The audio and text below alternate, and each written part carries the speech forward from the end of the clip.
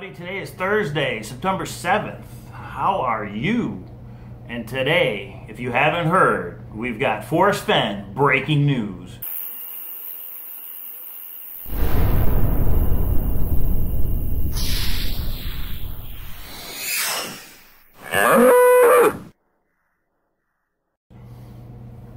Thanks to Jenny Kyle at mysteriouswritings.com. If you haven't checked out Mysterious Writings, go check it out. There's a lot of good Forrest Fenn stuff on there. So it started out earlier this afternoon. Ben, here's the question. There's a lot of talk about you backing away from the chase as evidenced by your lack of posting on the blogs. Some say your health is not good, and that is why you stopped. It is lonesome without you. Do you have anything to say about that? Thanks, Billy.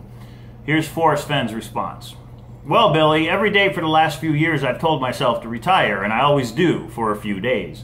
But just last night I finished the 39th story in my third memoir.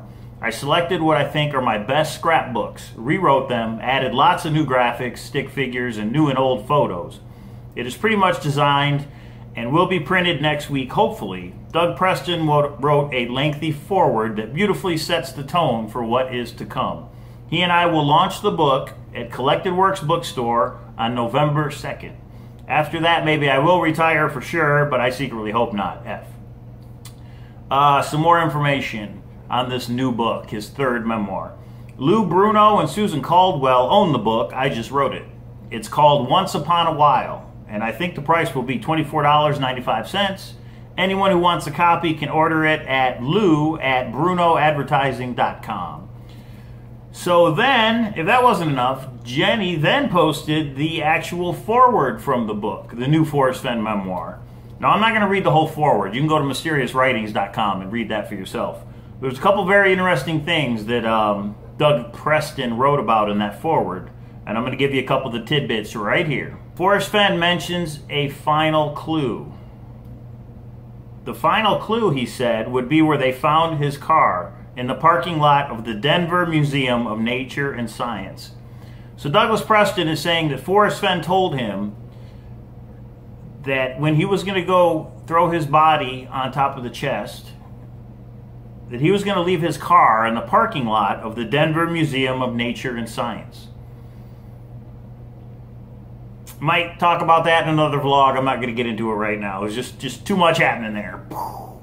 So, here's something else from the foreword by Douglas Preston. As the years went by, I visited Forrest many times and saw the treasure in his vault. He often took things out and put other things in. He removed the currency. There was, I think, $100,000 in $1,000 and $500 bills. It's in the foreword. Read it. He removed the currency, fearing it might rot. And he swapped out some of the gems for more gold coins and ancient Chinese jade faces. He also took out the IOU. There was supposed to be an IOU in there for $100,000. He also took out the IOU, he said, because I think my bank might not still be there when the chest was found. He had worked out a better way, he told me, to know when the treasure is discovered, but he has not shared that secret with me. How does Forrest Fenn know when the treasure chest will be found? Forrest said he knows it hasn't been found yet, and he says he doesn't want to tell us how he knows that. Some people have thought there's like a nature cam on the treasure chest or the spot, or Forrest is so rich he owns his own satellite, and he's got Google Images zoomed down to where the chest is.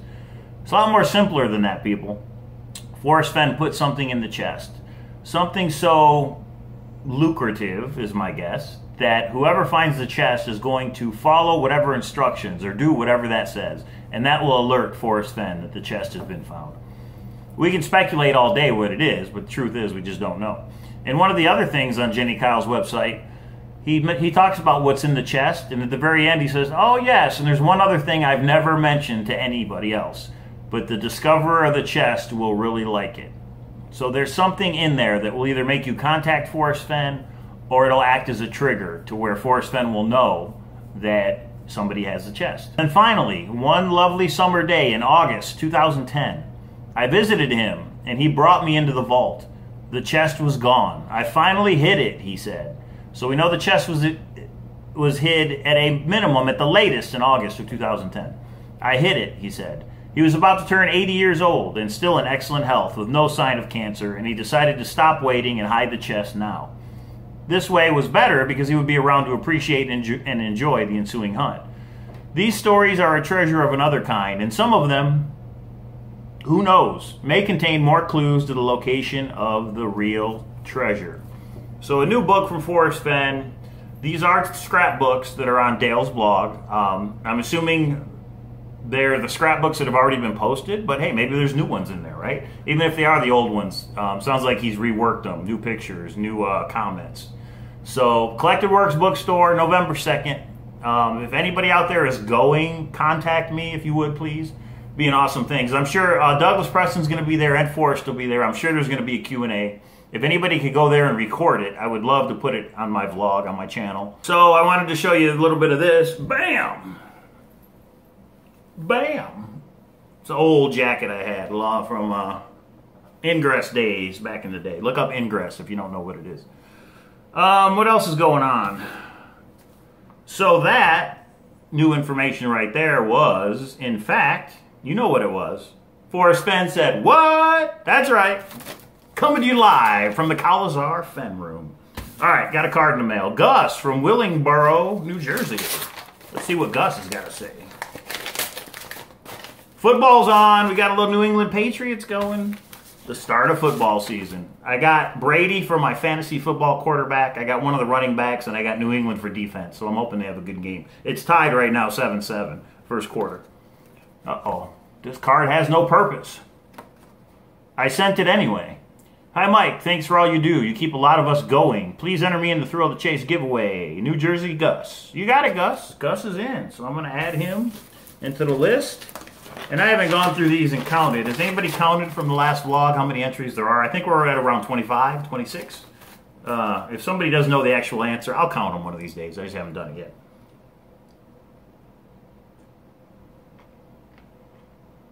Death Wish Coffee. I might be up a little bit late tonight. What do you guys think? Cowlazars hats, t-shirts? What?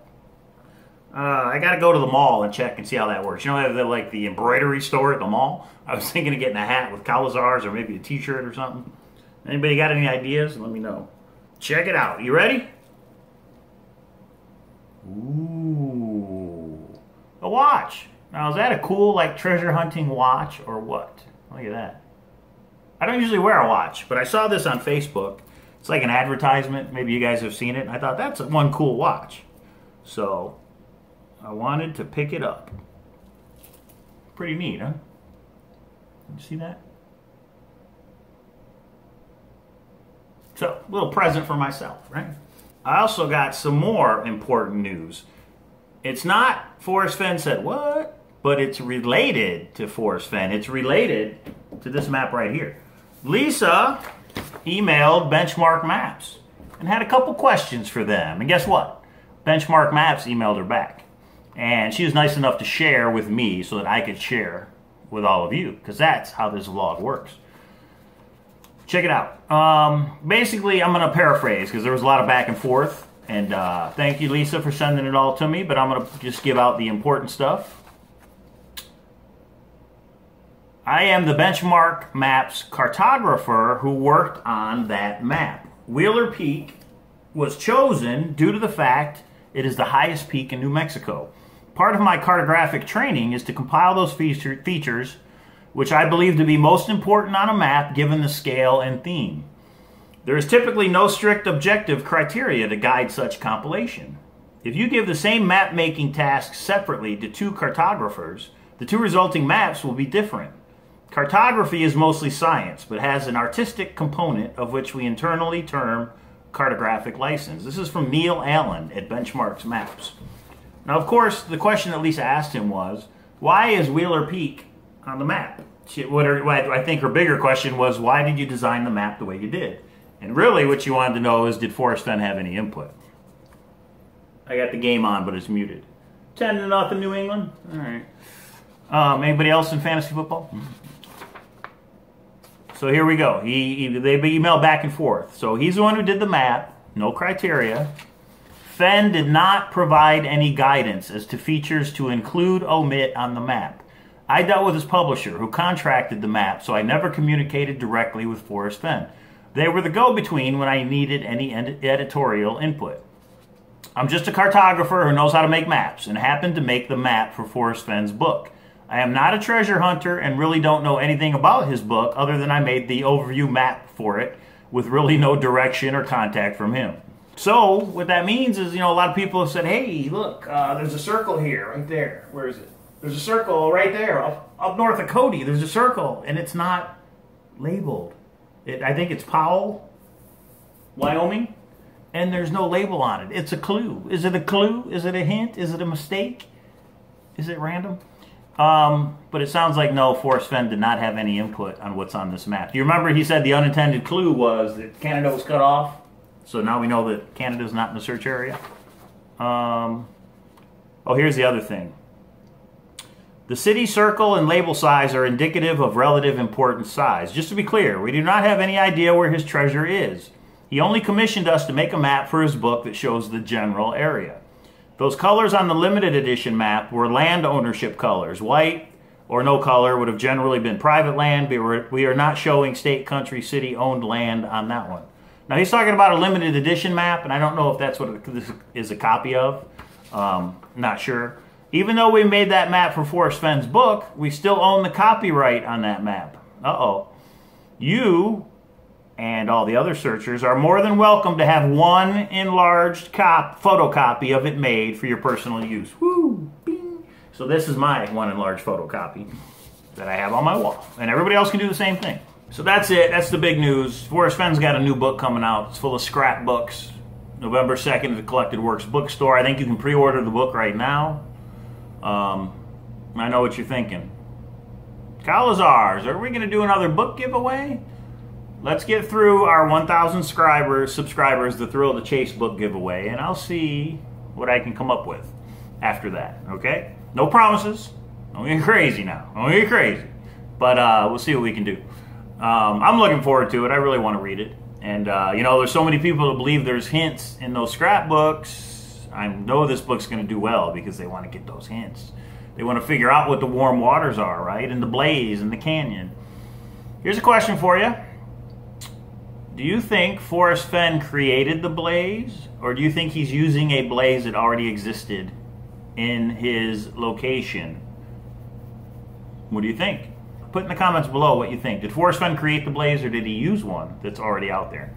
Now, Forrest Fenn said, what? I know that he said most of the... I'm paraphrasing because I didn't look this one up. One of the questions he answered was...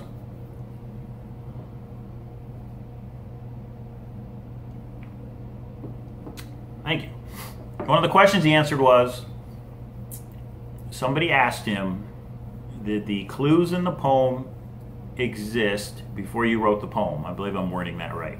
And his answer was, most of the clues did not exist, but most of the places the clues refer to did before he wrote the poem. Is the blaze one of those? Because I think the blaze is a long-lasting thing. He's talking about 900 years. In the foreword of this new book, he says somebody may not find it for 900 years. So to me, that means the blaze is something that would last 900 years. It's not a mark on a tree. What could it be? I don't know. I hope to find out one day, but right now I don't know. So do you think he created it?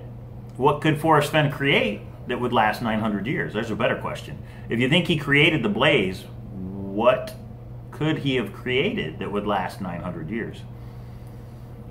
I don't know. Maybe we can come up with some ideas. I don't think he created the blaze. I think he had to use something that was already there.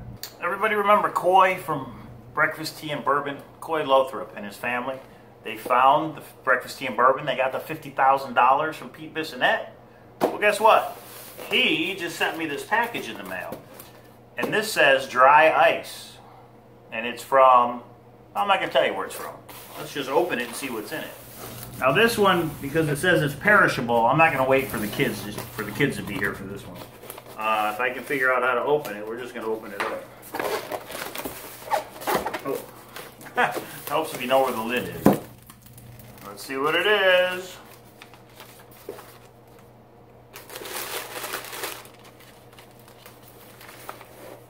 If it wasn't for you, I would not even have heard of Breakfast, Tea, and Bourbon. Here's how we say thank you in Texas. Enjoy. Well, thanks, Coy. Here it is. It's a beef brisket. Look at that bad boy. That's a hunk of meat right there. beef brisket. Thank you, Coy. That's awesome. I've never gotten meat in the mail before. This is probably a first for me and for my whole life. So, all right. I think I'm going to have some friends over and cut this bad boy up. And if I do, I'll vlog it. Awesome. Good deal. We keep this bad boy in the freezer. So we also got another package in the mail from Mr. Thompson from Germany again. But I'm going to open that up with the boys. There's some other packages that I know are coming in the mail. So we'll wait for the boys to do the mail time. 17-7, New England. Just because I got fantasy football. It's just my second year doing it. I don't know what I'm doing, but it's fun. You know, it makes it fun. Some of the guys I work with, like 12 guys in a fantasy football league. And you ever watch The League on Netflix or The League on TV when it was on? Just been on Netflix about fantasy football. It's a pretty funny show. How about Stranger Things? Anybody watch Stranger Things? Awesome show. I love that show on Netflix. This October, season 2 is coming on. So I invite everybody to watch season 1, and we're going to talk about it. Game of Thrones season finale was awesome. Walking Dead is coming at the end of October. We got things to talk about. Hey, I got to say a big thank you to John. He's the one who sent me that animation in the beginning with the cow and the UFO. Isn't that awesome? I got to get some software or something so I can do stuff like that on my own. It was really cool and a nice surprise when I opened it up. So officially it is Cowlazars. How can it not be Cowlazars if I'm going to use that? After the picture and that animation, it's Cowlazars. And that's fine. I love it. I love the conspiracy theory stuff. I love, you know, UFOs, cow abductions, people abductions, all that fun stuff. I almost didn't make a vlog tonight. I was going to go see Stephen King's It, the clown movie. Pennywise, right? Anybody read it? I read all the Stephen King books when I was a teenager. And I was going to go see that movie tonight, and then the thing with Forrest Fenn came out about the new book. And you know I got to give you guys the info. And then Lisa sent me the info about the map. So you know I got to get you the info. So sometime this weekend I am going to go see, though, Stephen King It. So if there's not a vlog one of these days in the next couple days, that's why. I probably went to the movie, take a break. Hope everybody's doing good. I hope this new book revitalizes the chase, gets us some more subscribers. And yeah, if you like the video, give it a thumbs up, subscribe to the video, share, tell your friends, comment on the video, send me some mail.